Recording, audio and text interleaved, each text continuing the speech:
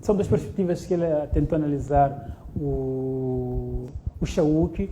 Por um lado, diz que houve diabolização da medicina tradicional com a emergência das mesquitas, das igrejas, por em diante. Mas há um outro dado não menos importante que ele também tenta colocar, é essa questão de que com a criação tanto das mesquitas e a criação também da religião ocidental, olha-se apenas para uma única divindade. E por um lado, os curandeiros, que é a sua profissão, obviamente vocês recomendam a ideia de que os africanos devem adorar os pais, os avós, entre outras arenas.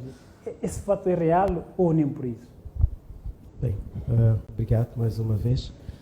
Dizer o seguinte, que houve realmente diabolização real, e é uma diabolização que funcionou tão bem que até os dias de hoje, quem meteu esse sistema cá já não está fisicamente, mas as práticas que ele deixou ainda evoluem. Praticamente é como se tivéssemos a sermos governados no mesmo estrangeiro que veio diabolizar-nos a nós. Ele saiu fisicamente, mas as práticas dele até hoje ainda estão operando em grande escala.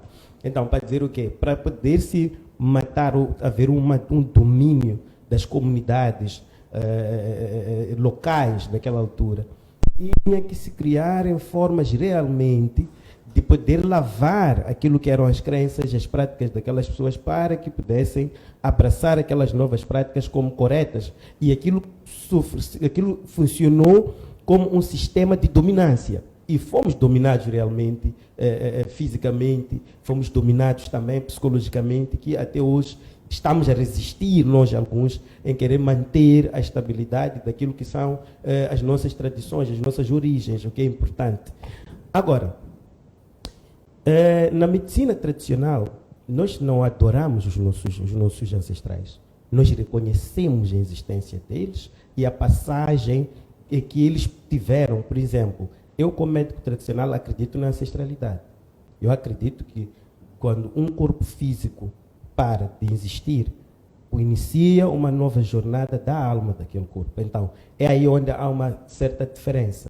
Mas também, se formos a ir atrás de perceber essa parte onde se diz que adora-se uma única divindade, por acaso até pode ser real, mas temos que perceber que essas religiões, essas que estamos a falar delas, tem alguns que têm Deus mulher, tem uns que têm Deus de cabeças duas, tem uns que têm um animal como seu Deus e tudo mais. São crenças e práticas que nós sabemos que lá existem.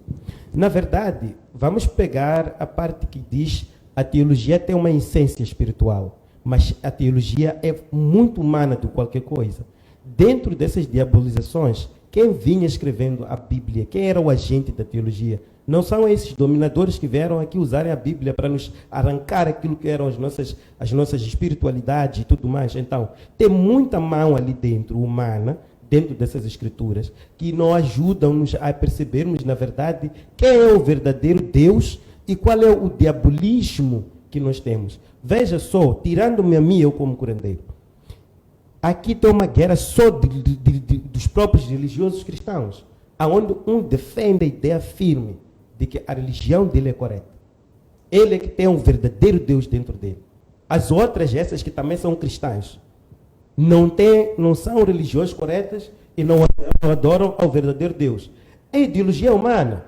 Quem é que realmente garante aquele homem que diz que ele que está no caminho, está na religião correta, porque ele diz que adora o Deus verdadeiro? Ninguém. Porque esse Deus que estamos a falar é uma força espiritual cujos segredos não nos foram revelados. Nós sabemos, sentimos a presença dele.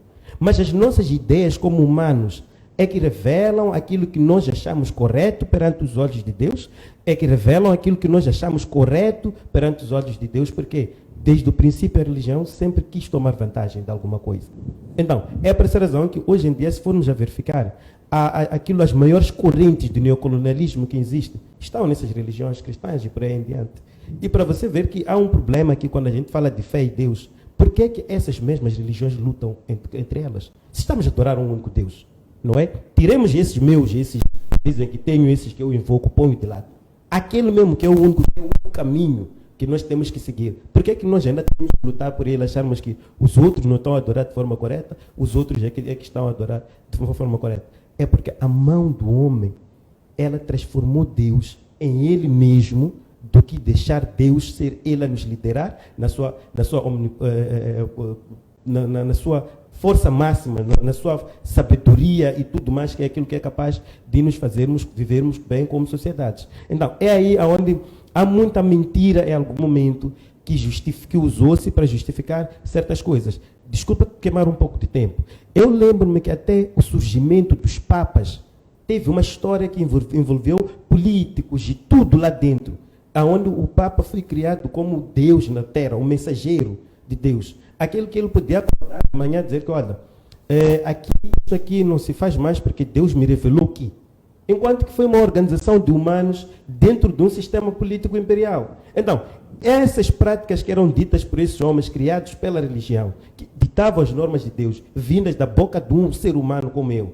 Será que aqui não houve muito oportunismo, que hoje em dia a gente está a tirar pedras uns aos outros? Mesmo o sistema racial do negro, parecer que é muito inferior a outras raças, foram criadas por essas mesmas ligas, que até hoje temos um problema de não termos estima, autoestima própria de sermos africanos e sermos negros, porque para você poder chegar a Deus tem que ter uma pele um pouco mais próxima à do seu dominante. Há uma coisa muito interessante na sua colocação. O que eu queria perceber é a ideia de que nós africanos não adoramos os nossos ancestrais, reconhecemos. Claro. De que forma nós reconhecemos? Se, por exemplo, alguém quando vai para um campo, por exemplo, vai visitar um campo, coloca lá, pede, por exemplo, pode falar com sofrimento. Isso não é um pouco meio igual, por exemplo, os cristãos quando vão para uma igreja, os muçulmanos quando vão para uma mesquita, chegam a fazer uma adoração, quer dizer, que mostram seus problemas para essa divindade. Em contrapartida, alguns africanos vão para os cemitérios, alguns são familiares, e que falam com os seus antepassados. Não é adoração isso. Como? O reconhecer a existência de uma coisa é um fato. Isso aqui existe, mas eu não preciso de venerá-lo. Mas quando eu vou fazer uma veneração, sim, é um fenômeno de adoração.